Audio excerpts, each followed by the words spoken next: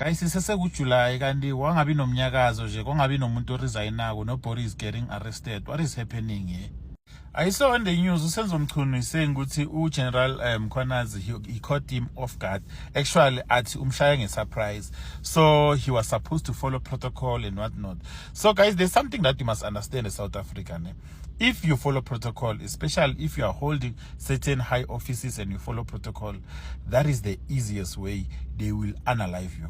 They will get rid of you if you follow protocol and you release some critical information or you become a whistleblower for some corruption that is happening where you are working.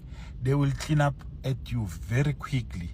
And if guys, on the other side, I'm looking those allegations about Bego Usbiya. One thing that I want to tell you guys, Usbiya, he will resign.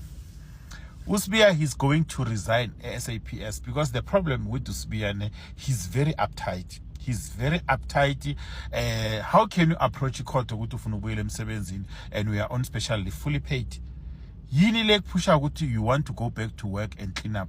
You understand? So Usbiya definitely we as refa ukuthi vele khona isigeme afuna clean up emsebenzini, and they will never approve it. They will never approve it, and on top of that, Usbiya, he will resign and then try to run away from amacala wakhe or those allegations that they've put under his name. If you are alleged of something, you must wait up until you are proven innocent. You don't have to be so uptight to uzofune nama lawyer, or anytime when you are asked a question, you want to consult with the lawyers. For what? For allegations. Do you really to consult a lawyer for allegations? What about if the matter is in court again? And this guy is not even being arrested. I'm charging already involved a lawyer.